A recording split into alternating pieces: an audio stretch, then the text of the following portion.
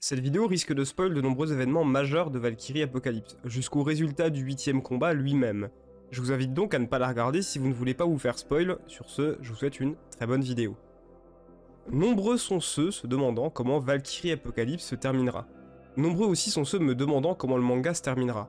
Et si je vous disais que j'ai une version différente de celles entendues jusqu'à présent. Plus encore que depuis des mois, je pense connaître quels combats auront lieu et quels seront les résultats. Bienvenue dans la fin du Ragnarok, et c'est le moment de vous donner un peu de contexte. Si vous êtes familier de mes vidéos, notamment de la théorie du 14e combat, et surtout du 14e combattant des dieux, vous saurez qu'à mes yeux, il s'agira de Siegfried, l'homme le plus à même de déstabiliser Brunhilde. Et bien plus encore, l'homme choisi par Odin lui-même pour son plan. Mais patience, nous y viendrons plus tard. Le point central ici, c'est le 14e combat.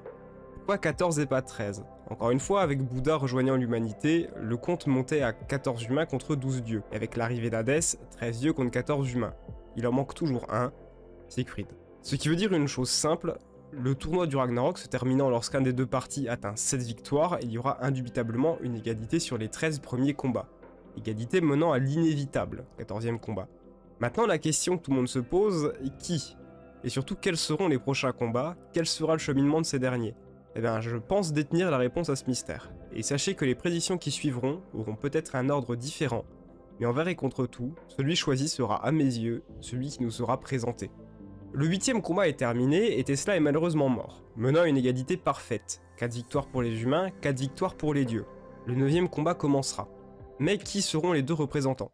Okita et Loki. En effet, tous deux ont été introduits il y a bien longtemps. Hors Odin, il s'agit même des deux combattants ayant eu le plus long moment d'attente entre leur présentation et leur combat. Mais pourtant leur heure arrive. Ces deux guerriers ont dû abandonner à contre-cœur un combat qu'ils comptaient bien mener à terme en dehors de l'arène lors du 5ème combat. Mais qui sortira victorieux de cet échange ? Gardez-le en tête car cet élément sera une des clés de la vidéo et de la réponse finale du manga. Les dieux nordiques ne mourront pas.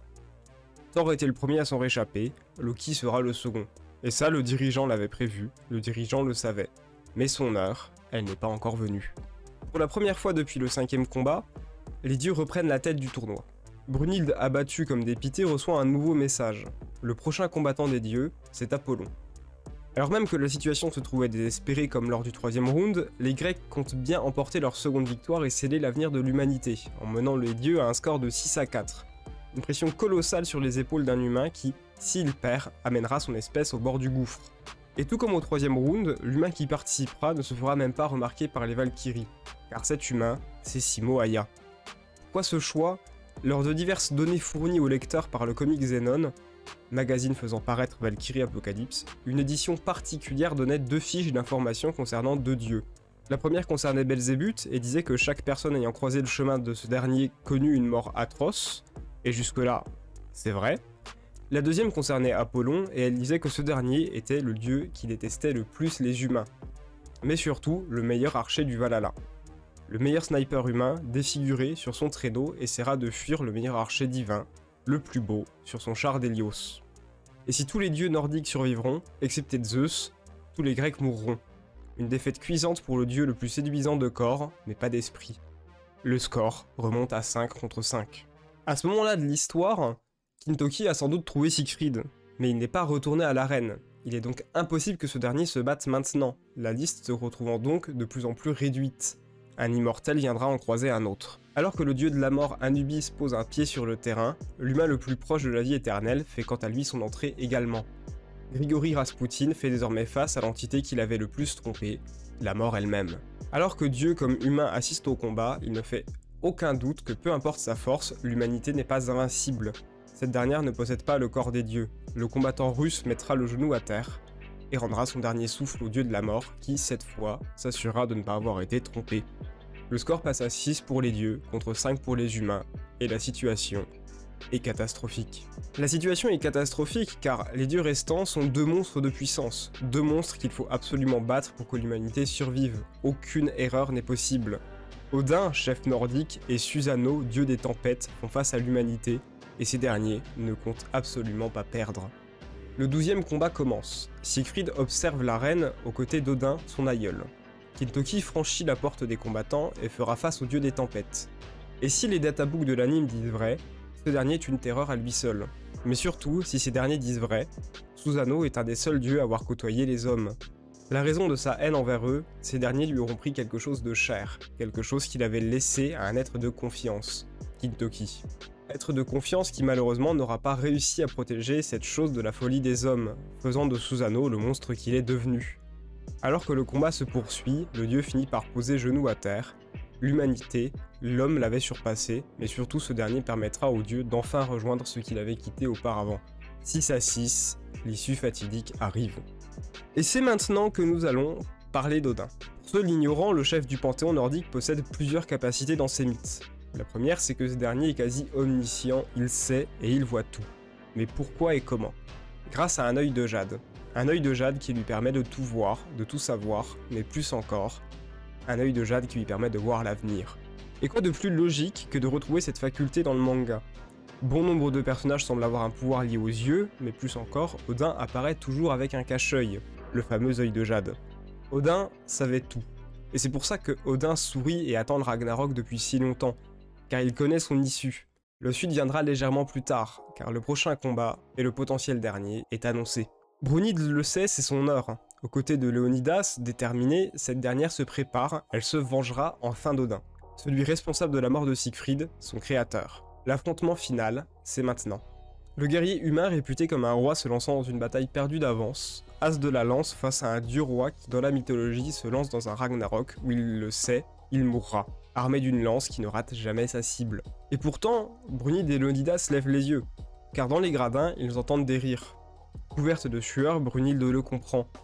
Celui qui la toise de là-haut, c'est Odin. Celui qui se moque d'elle, c'est son créateur. Le dieu l'avait vu, le dieu l'avait prédit. C'est pour cette raison qu'il avait tout préparé. Car celui qui se retrouvera face à Brunhilde, ce n'est pas lui. Il s'agit bien de l'amour de cette dernière, Siegfried. Cependant, Odin avait oublié un détail. Un autre dieu est capable de voir l'âme des gens, un autre dieu avait rencontré Siegfried. Un dieu connu pour son imprédictibilité. Bouddha avait compris. Bouddha le savait.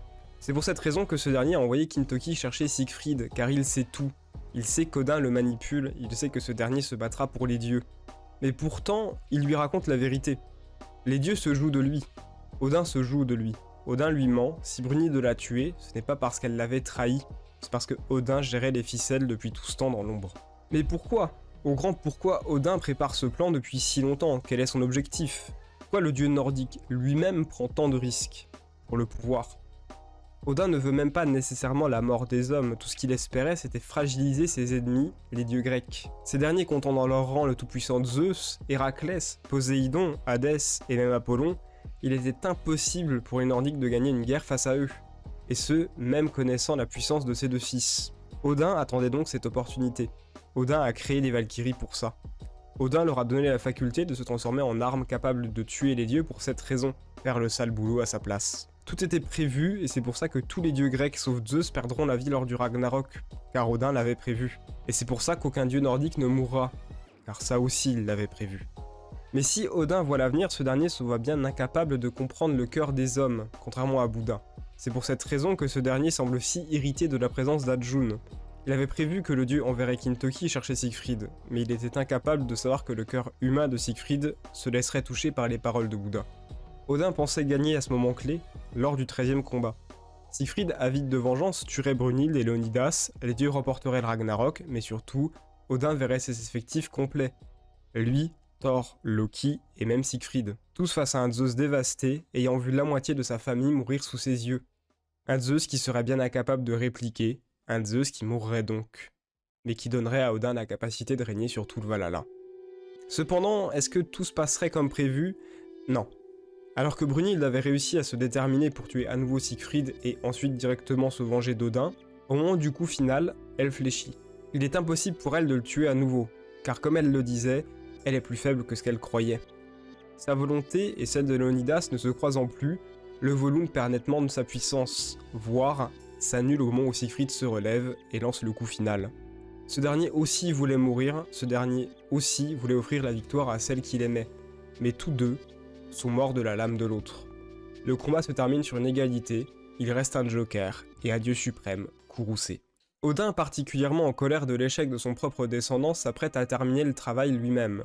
Ces humains, ces satanés humains, même eux n'avaient pas été capables de faire ce qu'ils voulaient. Tandis que dans les gradins, le cœur des dieux vacille petit à petit, ces derniers commencent à être pris de remords. Le Ragnarok était-ce une si bonne idée? De toute manière, c'est trop tard pour reculer ou hésiter. Le dieu nordique est dans l'arène et ses derniers adversaires seront son exact opposé. Un Gragalet amusé et joyeux aux côtés d'une petite Valkyrie bien naïve. Sa sœur s'est sacrifiée pour l'humanité, sa sœur s'est sacrifiée pour une cause qu'elle trouvait juste. La petite Valkyrie, malgré le dégoût qu'elle éprouve envers Nostradamus, le sait. Elle n'a d'autre choix que de s'allier à ce dernier pour mettre un terme au plan d'Odin. Un plan qui aura finalement été révélé au grand jour à tous les dieux. Ce dernier n'a jamais été de leur côté, tout ce qu'il a toujours voulu c'était le pouvoir. Cependant le Ragnarok reste sacré, il est impossible de l'arrêter. Alors l'humain, lui aussi capable de voir le futur, s'ouvrit face au dieu, car il savait très bien que ce dernier le détestait. Ce dernier le détestait car il avait brisé le Bifrost. Mais y avait-il une autre raison? Et si Nostradamus était capable de voir l'avenir, tout simplement car le second œil de Jade, celui capable de voir l'avenir mais surtout de comprendre le cœur des hommes, il l'avait volé aux dieux. Un crime impardonnable qui fit envoyer le jeune homme tout droit en Helheim, un œil qui cependant restait à jamais en possession de Nostradamus. Un Nostradamus qui ne manquera pas de révéler au grand jour les plans d'Odin, car la mort d'Adam, il l'avait prévu. Seulement il était choqué, car même mort, l'homme avait continué de se battre. Car la victoire de Bouddha, il l'avait prévu. Seulement la présence d'une légende morte du nom d'Arjuna n'avait rien à faire ici. Odin ne savait pas tout, Odin ne voyait pas tout. Mais surtout tous les dieux désormais au fait de son plan commencèrent à encourager l'humain. Un événement incroyable car pour la première fois, humain comme dieu encourageait le même participant. Car pour la première fois, humain comme dieu ne voulait qu'une chose, que l'humanité l'emporte. Ainsi deux cas de figure sont offerts. L'humain l'emporte face à Odin, l'humanité gagne et est désormais libre. Ou bien sa prédiction était juste, les dieux remporteront le Ragnarok. Mais Odin, alors trop blessé et affaibli, renié par sa propre espèce, sera tué. Et l'humanité, en guise de remerciement, aura droit à une paix durable avec leur créateur. Mais en tout cas, c'est ainsi que se termine Valkyrie Apocalypse. Voilà, la vidéo est terminée, c'est la plus grosse théorie de la chaîne, j'espère qu'elle vous aura plu. Et je pense que vous allez beaucoup à ne pas être d'accord, il y a beaucoup qui vont être charmés par la théorie aussi, il y a tous les cas de figure qui sont possibles. Je sais que beaucoup espèrent que l'humanité perde, mais que les dieux se disent « Ok, vous avez mérité quand même la victoire, etc. donc on vous laisse tranquille ».